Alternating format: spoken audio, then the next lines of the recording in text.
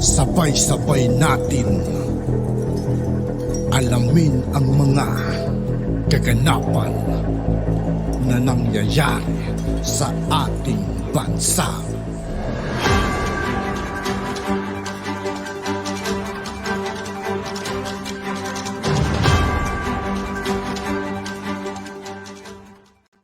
Yo, what's up mga kaibigan? This is I2K po again. Ngayon nandito naman ulit tayo sa channel ni Banat Kapanig TV. Dito naman ulit tayo magbibigay ng komento at reaksyon. Kaya samahan nyo ko guys. Let's go! Bali wala po kaming nakuhang CCTV footage dun sa mismong barangay, sir. Kasi sinabi, according sa mga pulis natin na pumunta, sir, sira na daw po yung CCTV, sir. Sira. Yes, sir. Mayor, Kapitan, sira Opo, Your Honor, sira po yung monitor lang. Monitor lang. Pero nung kwan po, bumalik po sila, kumuha po sila ng monitor, yung mga pulis. Tapos nung tapos na po, sabi po sa akin na hindi po daw updated yung date, time at yung year po. Kaya pumunta po sila sa kabilang barangay, same Parang bago na naman ito mga kaibigan, ano?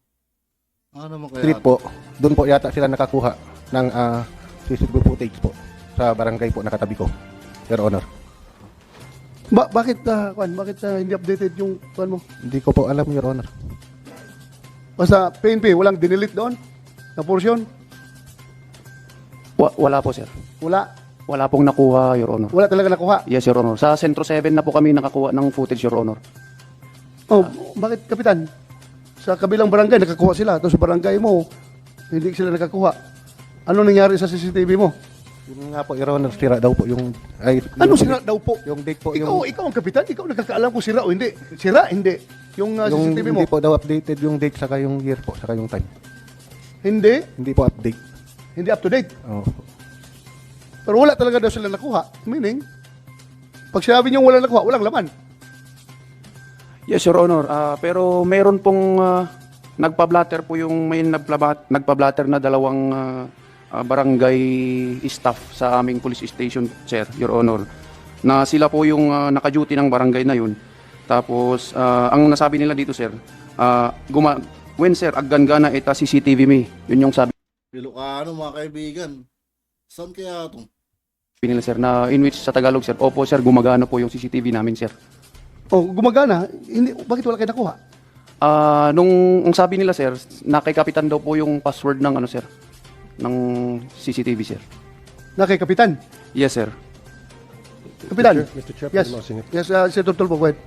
Yes, but before you answer the question, I'd like to add to the question of, to the statement of Senator Gatchalian. Senator Gatchalian, hindi lang sila well-organized, well-funded, well-planned, kundi ang lalakas ng loob talaga itong mga tao na ito.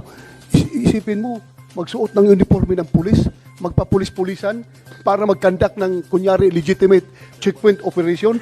Ganun ka tapang kung walang somebody na malakas na nasa likod itong mga tao na ito. Hindi ito. Ganito katapang.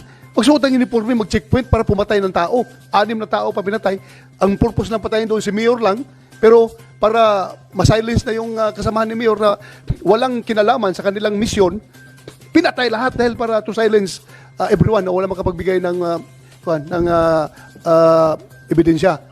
So, you want to answer the question of Senator Gatchalian? With regard to the question of Senator Gatchalian, the perpetrators, the gunman, may be members of the gun for hire group, because the firearm, one of the firearms used, the caliber 45, ay merong may hit sa shooting incident in Gonzaga, Cagayan, in Santa Teresita. Wait, Cagayan mga kaibigan. Malapit sa amin yun dito, sa Agayan. Cagayan, in Bagabag, Nueva Vizcaya, and in San Leonardo, Nueva Ecija. Kaya nga, So kaya for nga, incidents, merong hit using a kaya nga, caliber 45. Your itong mga gago na ito, sina-challenge na yung capability yung mga pulis na mag-imbestiga. Hanip itong mga tao na ito, ang dami ng pinatay, ang dami ng transaksyon na gun for hire na ginawa. Tapos ngayon, hindi pa rin natin nahuhuli. Marami na tayong mga leads. So talagang diinan nyo ng gusto ito. Dahil tatawanan tayo nito. Mga tao na ito, ganun sila katapang. Alam na, Ha? Ha? Oh, strike out daw. Strike out natin yung kumsek, yung word na ginamit ko, na gago.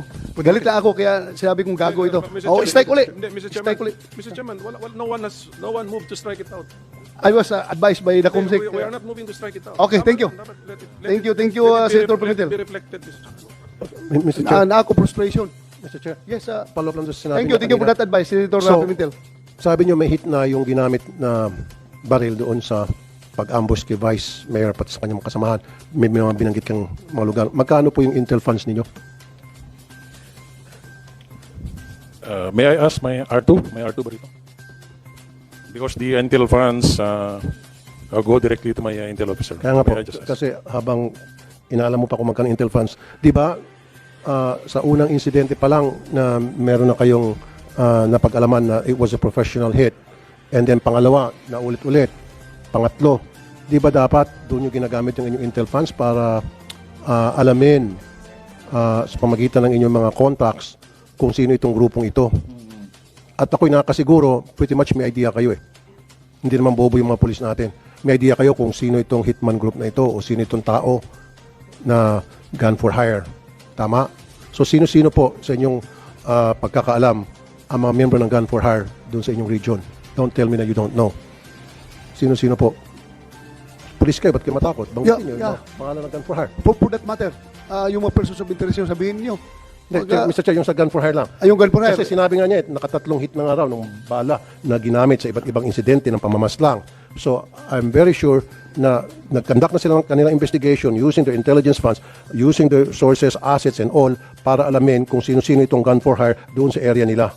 Kung sino-sino sikat ng mga grupo na gun for hire. And the policeman knows that.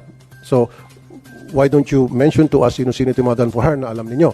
At sila ba iniimbestigahan nyo na anong nangyari sa ginagawa nyo investigasyon sa mga gun for hire na ito? At magkano mo ng intel funds nyo?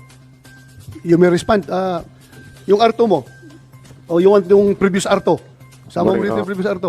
Yeah, go ahead. Morning, Your Honor. I'm Police Lieutenant Colonel Cablarda, the Intelligence Officer of Region 2. For the information of the committee, sir, we have 600,000 per month. Magkano po? Intelligence fund. 600,000, sir. For the whole 600,000. region, sir.